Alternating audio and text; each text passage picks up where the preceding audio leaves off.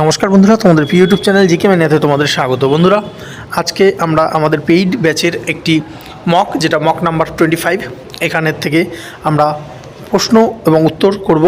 তো চলো শুরু করব। আচ্ছা, অনেকেই কিন্তু আমাদের এই মক ব্যাচে জয়েন করেছে। তোমরা যদি জয়েন করতে চাও, এই মক ব্যাচের প্রাইস হচ্ছে মাত্র 100 টাকা দিয়ে ঢুকলে তোমরা কিন্তু সমস্ত মকের এরকম প্রশ্নপত্র পাবে এবং তার সঙ্গে কিন্তু প্রশ্নপত্রটা দেখে নাও, এরভাবে পুরো নিউ সিলেবাস ওয়াইজ কিন্তু প্রশ্নপত্র করা হচ্ছে। তো এইরকম প্রশ্নপত্র পাবে এবং তার সাথে অ্যান্সার পাবে। ঠিক আছে? তো তাহলে চলো আমরা অ্যান্সার শিটটা আজকে দেখে নেবো এই মকের। আচ্ছা চলো দেখে নেবো। প্রথম যে প্রশ্ন দেখতে পাচ্ছ, যে এটা করা হয়েছিল, যে নিম্নলিখিত কোনটি মৌর্য যুগে ভূমি রাজস্ব সংগ্রহের দায়িত্বে থাকে? তো উত্তরটা এখানে বলাই আছে সমাহর্তা। ঠিক আছে? তো সমাহর্তা কি? দেখো, মৌর্য যুগে সমাহর্তা ছিলেন ভূমি রাজস্ব ও অন্যান্য কর সংগ্রহের প্রধান আধিকারিক। অর্থাৎ সেই সময় কিন্তু মৌর্য যুগে দাঁড়িয়ে ভূমি রাজস্ব এবং অন্যান্য কর সংগ্রহ করতো, যে তাকে বলা হয় সমাহর্তা। ঠিক আছে? তো অন্যদিকে যে সন্নিধাতা ছিল, এই যে সন্নিধাতা হচ্ছে রাজকোষের দায়িত্বে ছিল। মহাপাত্র হচ্ছে সাধারণ প্রশাসনিক পদ ছিল, আর ধর্ম মহাপাত্র নৈতিক ধর্মীয় কার্যাবলীর সঙ্গে যুক্ত ছিল। অর্থাৎ এক পুরো অপশান ওয়াইজ কিন্তু এখানে উত্তরগুলো দেওয়া হয়েছে। এগুলো কিন্তু তোমাদের পড়তেও কিন্তু সুবিধা হবে। ঠিক আছে? তো নেক্সট আমরা দেখব যে পরবর্তী যে প্রশ্নটা, এটা ভূগোল থেকে এসেছে, যে ভারতের রুর অঞ্চল নামে পরিচিত কি? সেটা হচ্ছে ছোটনাগপুর মালভূমি। দেখো, ছোটনাগপুর মালভূমিকে কিন্তু মালভূমি অঞ্চলে কী পাওয়া যায়? লোহা, কয়লা, বক্সাইট, মাইকা, প্রচুর পরিমাণে প্রচুর খনিজ সম্পদ পাওয়া যায়। ঠিক আছে? তো এবং এর জন্য এটাকে কিন্তু জার্মানিতে রয়েছে রুর। তো রুরের সঙ্গে তুলনা করে ভারতের রুর বলা হয় ছোটনাগপুর মালভূমিকে। ভেরি ভেরি ইম্পর্টেন্ট, বহু পরীক্ষায় প্রশ্নটা আসে। নেক্সট আমরা দেখব যে কোন নদীটি পূর্বঘাট পর্বত ভেদ করে বঙ্গোপসাগরে পতিত হয়েছে? তো কোনটা? সেটা হচ্ছে মহানদী। দেখো, মহানদী কিন্তু তোমরা জানো মহানদীটা কি? এটা পূর্বঘাট। দেখো, যদি আমাদের এরকম হয় ভারতের নিচের দিকে ম্যাপটা, তো মহানদীটা এরকমভাবে এইভাবে গিয়ে কিন্তু পড়েছে। ঠিক আছে? অর্থাৎ এই যে পূর্বঘাট পর্বতমালা, এটাকে ভেদ করে বঙ্গোপসাগরে, এটা হচ্ছে বঙ্গোপসাগরে পড়েছে।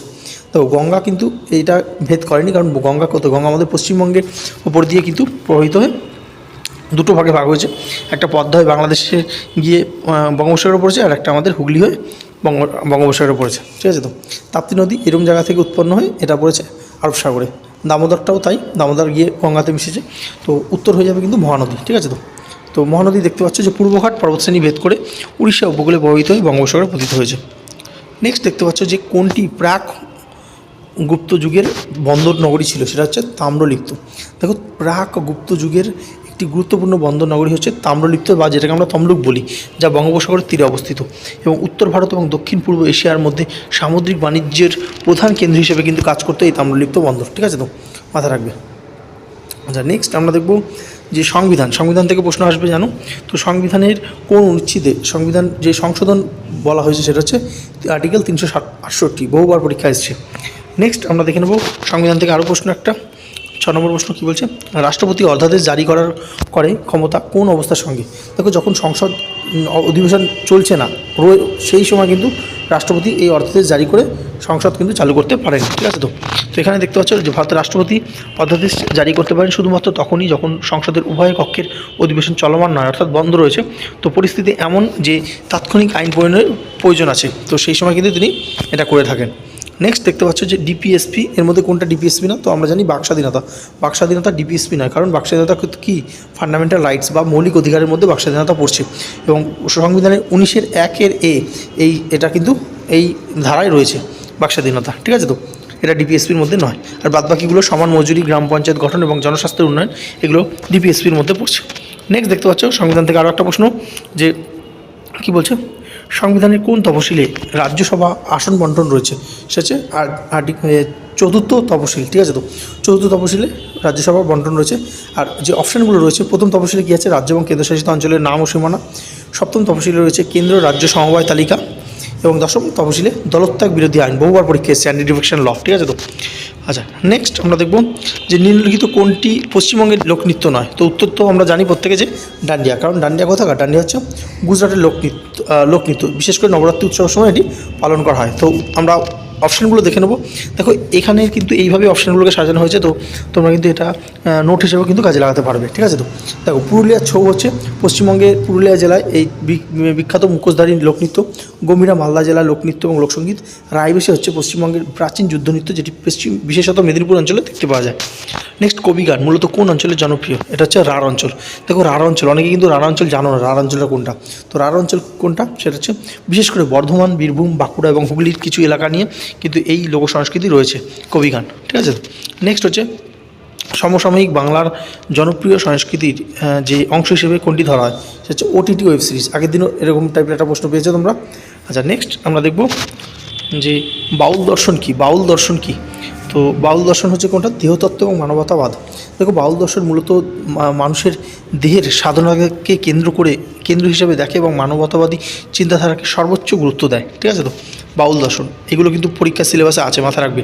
নেক্সট স্পোর্টস থেকে যেন প্রশ্ন আসবে, তো কারেন্ট স্পোর্টস। তো কারেন্ট স্পোর্টসে কী বলছে? ভারতের প্রথম ট্র্যাক অ্যান্ড ফিল্ড যে এতে অলিম্পিক স্বর্ণপদক এসেছে কোন খেলা? সেটা হচ্ছে জ্যাভলিন থ্রো। কে করেছে? আমরা প্রত্যেকে জানি ভারতের প্রথম ট্র্যাক অ্যান্ড ফিল্ড অলিম্পিক স্বর্ণপদক জিতেছে কে? জ্যাভলিন থ্রোতে, এবং এটি করেছে নীরাজ চোপড়া। নীরাজ চোপড়া টোকিও অলিম্পিক 2020-তে কিন্তু স্বর্ণপদক পেয়েছে, প্রথম ট্র্যাক অ্যান্ড ফিল্ডে স্বর্ণপদক, ঠিক আছে। তো নেক্সট খেলো ইন্ডিয়া ইউথ গেমস হয়, সেটা পরিচালনার দায়িত্ব কে থাকে?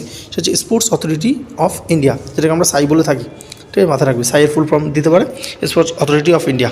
এটি যুব ক্রীড়া প্রতিভা চিহ্নিত করে এবং বিকাশ করার লক্ষ্য হচ্ছে কেন্দ্র সরকারের উদ্যোগে। নেক্সট দেখতে পাচ্ছ 15 নম্বর প্রশ্ন কী বলছে, যে নিম্নলিখিত কোন খেলোয়াড় প্রথম ভারতীয় হিসাবে অলিম্পিকে 2টি পদক জিতেছে ব্যক্তিগত বিভাগে? সেটা হচ্ছে পিভি সিন্ধু। আমরা প্রত্যেকে জানি পিভি সিন্ধু কিন্তু এটা এই 2টো পদক জিতেছে ব্যক্তিগত বিভাগে অলিম্পিকে। কী কী? একটা রিও অলিম্পিক যেটা 2016-তে হয়েছিল, সেখানে জিতেছে কি? সেখানে জিতেছে হচ্ছে রূপার পদক, আর টোকিও অলিম্পিক 2020-তে জিতেছে ব্রোঞ্জ পদক, মাথা রাখবে, ঠিক আছে। তো নেক্সট ভারতীয় মহিলা দল প্রথম যে অলিম্পিক সেমিফাইনালে পৌঁছেছিল কত সালে? তো কত সালে পৌঁছেছিল? দারুণ প্রশ্ন কিন্তু এটা, যে 2020 সালে কিন্তু পৌঁছেছিল এবং ভারতীয় মহিলা হকি দল অলিম্পিক সেমিফাইনালে টোকিও অলিম্পিক্স 2020-তে কিন্তু প্রথম এই কৃতিত্ব অর্জন করেছিল, ঠিক আছে। তো তারা ফাইনালে কিন্তু কাকে হারিয়েছিল? অস্ট্রেলিয়াকে হারিয়ে কোয়ার্টার ফাইনালে হারিয়ে তারা কিন্তু শেষ 4-এ জায়গা করে নিয়েছিল। নেক্সট কম্পিউটার থেকে প্রশ্ন আসবে 17 নম্বর প্রশ্ন, যে বায়োস মূলত কোন মেমোরিতে সংরক্ষিত থাকে? তো এটা হচ্ছে রম হচ্ছে রিড অনলি মেমোরি। রমের কিন্তু ফুল ফর্ম জানতে চাওয়া হয়, এতে কিন্তু সংরক্ষিত থাকে, ঠিক আছে। তো চলো নেক্সট আমরা দেখে নেব কম্পিউটারের প্রশ্ন কী বলছে, যে নিম্নলিখিত কোনটি অ্যাপ্লিকেশন সফটওয়্যার না? দেখো লিনাক্স কিন্তু অ্যাপ্লিকেশন সফটওয়্যার না, বাদবাকি MS এক্সেল, ফটোশপ বা পাওয়ার পয়েন্ট এগুলো হচ্ছে অ্যাপ্লিকেশন সফটওয়্যার, ঠিক আছে। তো আচ্ছা চলো পরবর্তী দেখব, যে HTTP বহুবার জানতে চাওয়া হয়। তো HTTP এসটা কি নির্দেশ করে, অর্থাৎ লাস্টের এসটা? তো এটা হচ্ছে সিকিউর নির্দেশ করে, ঠিক আছে। এটার মানে হলো ওয়েবসাইট এবং ব্যবহারকারীর মধ্যে আদান প্রদান তথ্য এটা এনক্রিপ্টেড থাকে এবং নিরাপদ সংযোগে ব্যবহৃত হয়। পরবর্তী ক্লাউড যে কম্পিউটিং এর SaaS এর পূর্ণ রূপ কী? এটা সফটওয়্যার অ্যাজ এ সার্ভিস। দেখো সফটওয়্যার অ্যাজ এ সার্ভিস হলো ক্লাউড কম্পিউটিংয়ের এমন একটি মডেল যেখানে সফটওয়্যার এবং ইন্টারনেটের মাধ্যমে ব্যবহার করা যায়, ইনস্টল করার প্রয়োজন হয় না। উদাহরণ কী কী আছে? Online email, document editor, CRM software ইত্যাদি, ঠিক আছে। তো এই ছিল গুরুত্বপূর্ণ কিন্তু যে জিকের প্রশ্নগুলো। এখানে আমাদের দেখতে পাচ্ছ লজিক্যাল রিজনিংও রয়েছে। তো রিজনিংটা আমরা আজকে আলোচনা করব না। তো অবশ্যই তোমরা যারা এই ফুল মক টেস্টগুলো দিতে চাও, নিচে লিঙ্ক আছে, সেখানে গিয়ে তোমাদের বলতে হবে যে আমরা ফুল মক টেস্টটা দিতে চাই। আর আমাদের কিন্তু একটা ইবুকও আছে এই নতুন সিলেবাস অনুযায়ী, সেই ইবুকটা প্রচুর ক্যান্ডিডেট কিন্তু সংগ্রহ করছে। তোমরা যদি সংগ্রহ করতে চাও, নিচে লিঙ্ক থেকে গিয়ে জাস্ট বলতে হবে দাদা ইবুকটা সংগ্রহ করতে চাই, এবং যারা ইবুক নিচ্ছে তাদেরকে আমরা একটা গ্রুপে অ্যাড করাচ্ছি। সেখানে কিন্তু একদম পরীক্ষা অবধি কিন্তু নতুন আপডেটেড নোটসও কিন্তু সেখানে আমরা দিচ্ছি, প্রোভাইড করব। তো অবশ্যই যারা প্রয়োজন নিচে লিঙ্ক আছে সেখান থেকে গিয়ে আমাদের কিন্তু জানাতে পারো। ধন্যবাদ।